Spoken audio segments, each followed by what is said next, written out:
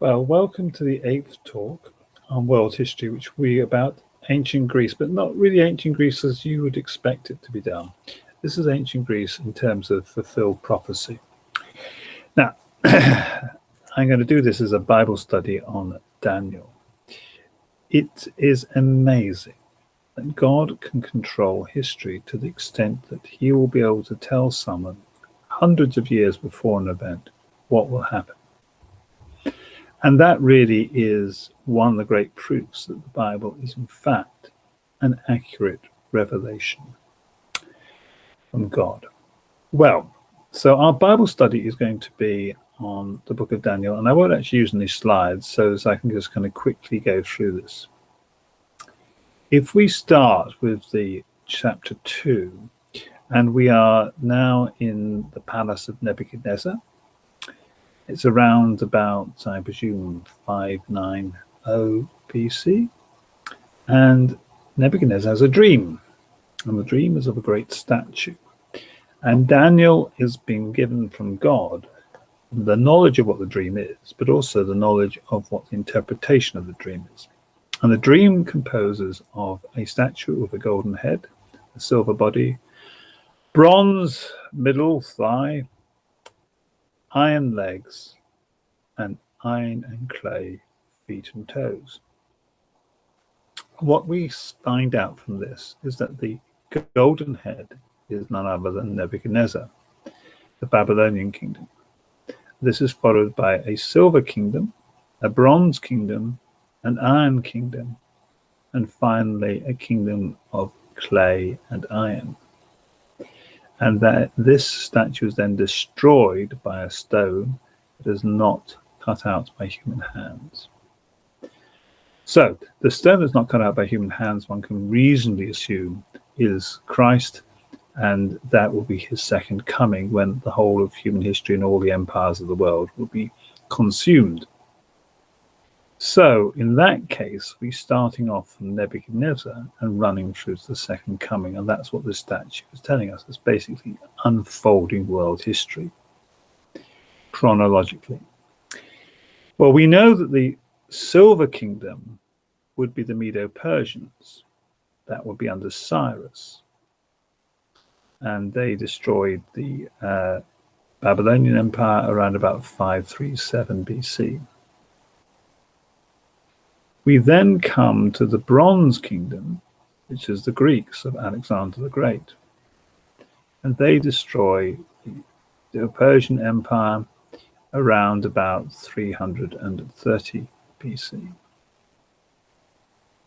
The Empire, that is the Romans, and they destroy or take over the Greek Empire between the period of about 100 BC to 60 BC. And then we come to the interesting part. This is the iron and clay. And this is the part that has the most interpretation. And you see from here, from verse 41, whereas you saw the feet and toes, partly of potter's clay and partly of iron, the kingdom shall be divided, yet the strength of the iron shall be in it. Just as you saw the iron mixed with ceramic clay. And as the toes of the feet were partly of iron and partly of clay, so the kingdom shall be partly strong and partly fragile. As you saw the iron mixed with ceramic clay, they will mingle with the seed of men, but they will not adhere one to another, just as iron does not mix with clay. And in the days of these kings, the God of heaven will set up a kingdom which shall never be destroyed. Well, this is very interesting. What we have is that the Roman Empire will somehow, as it were, become something very different. It will, as it were, turn into 10 toes, partly clay, partly iron, partly united, partly divided, partly strong, partly weak, not adhering to one another.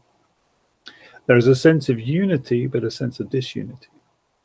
And I think this fairly well describes European Christendom for the last 1500 years.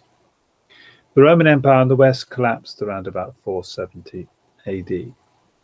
And it was replaced within about 100, 150 years with this constellation of about 10 kingdoms that are maintained in some level of Christian unity, supposedly brothers to each other, but obviously competing with each other.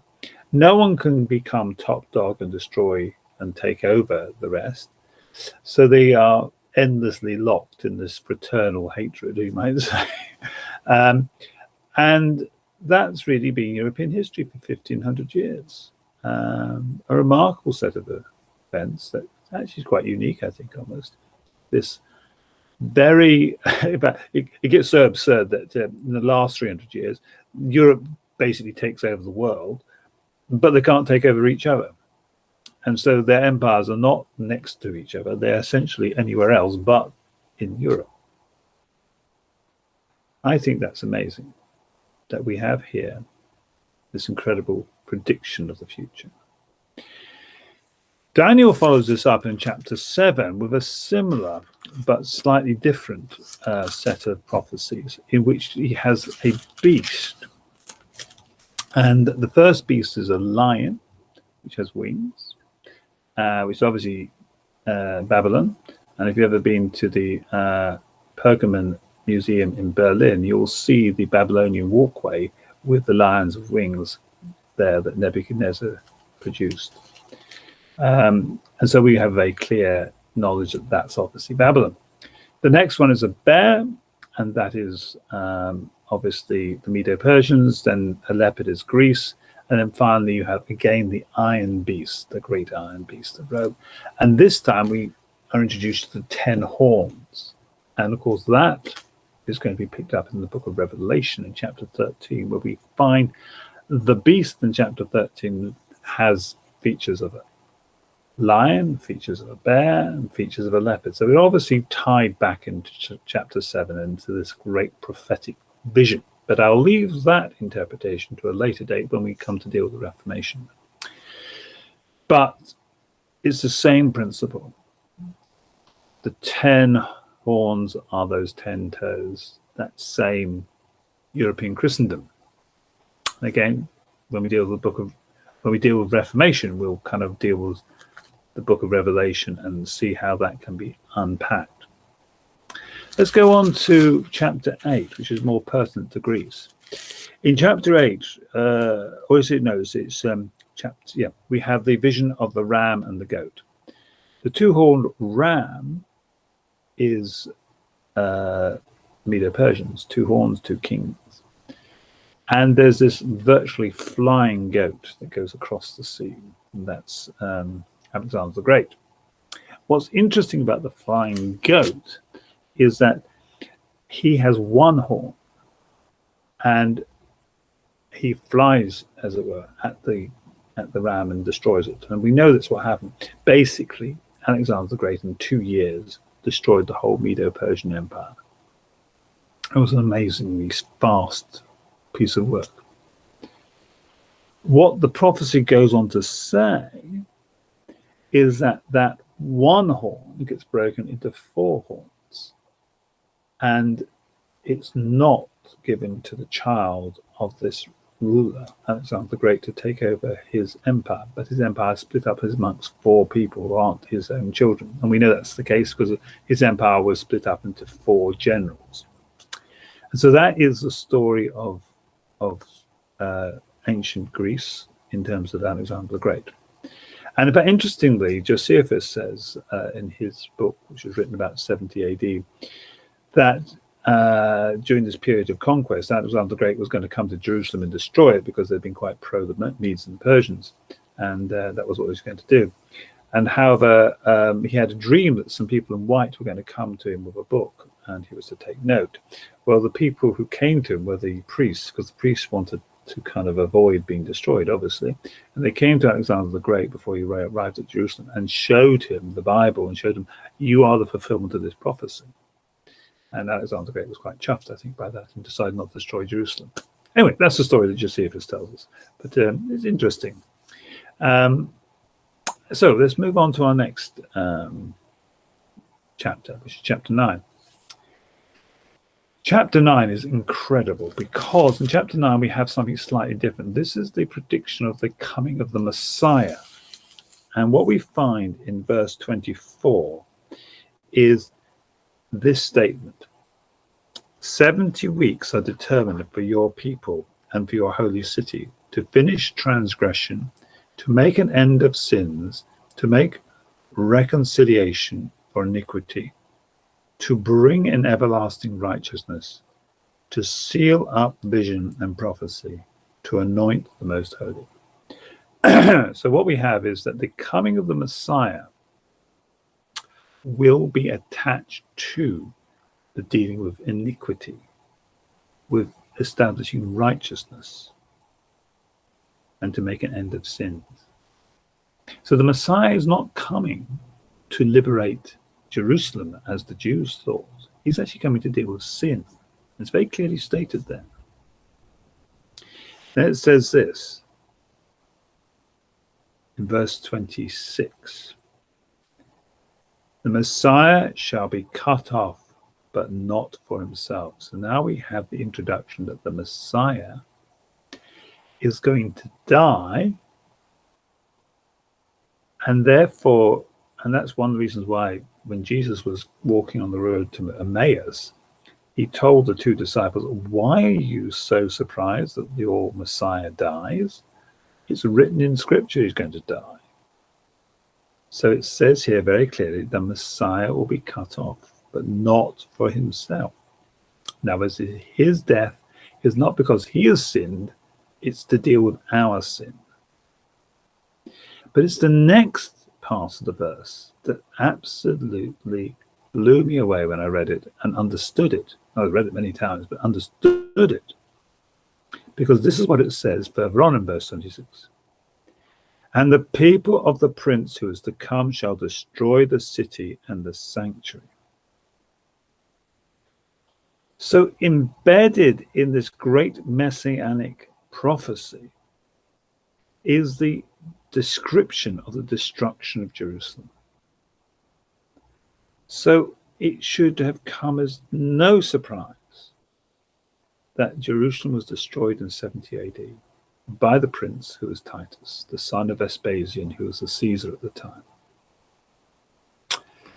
And so we have a clear prediction of why the Messiah came to deal with sin, how he was going to deal with sin, which was through his death, and the destruction of Jerusalem afterwards. So why the Jews thought the Messiah was going to liberate them from the Romans, and why they thought he was going to bring in establishment of the Jewish kingdom, when it was quite clear that this Messiah was doing none of that. He was dealing with the problem of sin. And actually the Jews of the first century BC, I believe, knew that there were two lines of messianic prophecies, one which they might call Messiah ben Joseph, the suffering Messiah, which you get in Isaiah 53 and in Psalm 22. Clearly that God's anointed is going to suffer. But then you have the Messiah ben David, who's the great victorious Messiah. Now, obviously, we now know why that's the case, because Messiah ben David is the second coming Messiah. Messiah ben Joseph is the first coming Messiah, the Messiah who comes in all humility to die for us.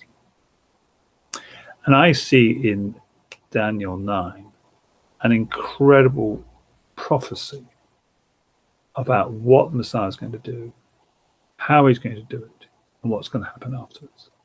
And for me, that alone shows that the Bible is an accurate revelation of God's truth and wisdom to us. Now we come to chapter 10 and 11 of Daniel. And here we're back into the realm of Greeks, because what we find is that there are two kingdoms that eventually arise out of those four generals that are of interest to us. One set up by the general Ptolemy, one set up by General Seleucus. The Seleucus one is in the north, around Syria, and the Ptolemies in the south, around Egypt. And what you find in chapter 10 and 11 is this sort of ping pong, king of the north, king of the south, king of the north, king of the south. And it goes through. But the real punch comes at some point. There's a king of the north who's going to take away the temple worship and desecrate the temple. And we know that to be Antiochus Epiphanes, who around about 160 BC effectively took away the temple worship. He put pigs in the temple, did all that he could, banned circumcision, did everything he could to stop the Jews functioning in their faith. What's interesting is that the build-up to this was and this is where it's kind of quite relevant to us. The Seleucids, the people, the Greeks, this Hellenistic culture was very self-confident. It saw itself as being much superior to any barbarian culture around. And it was a very evangelistic culture in the sense that it wanted everyone to partake of the joys of Greek thinking. And in some ways, we're a bit like that in the West. Whether we like it or not, we are very self-confident that we have got it right and we know what's true, and we're telling the whole world, you've got to believe the things that we believe. And so in that sense, we're very evangelistic still. So the Greeks were very similar. And they just saw the Jews as being stubborn, awkward, and just not getting the message. Because the Jews kept to their faith and kept to their way of doing things. But some of the Jews thought, I know, let's adapt, let's move with the Greeks and absorb their culture. There's something to learn from them. And so you had this sort of Hellenized Jews and your more Orthodox Jews. How the poor Hellenized Jews in the end didn't gain very much, because when Antiochus Epiphanes basically outlawed all Jews in their cultural identity, the Hellenized Jews were being just as much victimized because they couldn't be circumcised and things like that. And so they either had to kind of slip straight into basically becoming Greeks, or they had a problem. Well, this is when we get the Maccabees, and the Maccabees basically revolt at this point, and they say enough's enough. That we can't do this anymore. And so they rise up, and they actually kick Antiochus Epiphanes out of Israel. And so for a period of time, there's some degree of local autonomy in and around Jerusalem, which is quite amazing because they didn't really have that much power or strength. And so that's really what those two chapters are about. And so that kind of gives you a picture of how God moves through prophecy. He speaks to the future and says these things will take place. And only God can speak to the future. It's not given to humans to know that type of knowledge. And that's why I find fulfilled prophecy so exciting. Only God can make history dance to his tune. Well, my next talk will be on ancient Rome, and it will look actually at the issue of chronology as well, and also about the outworking of the early church. So thank you for listening.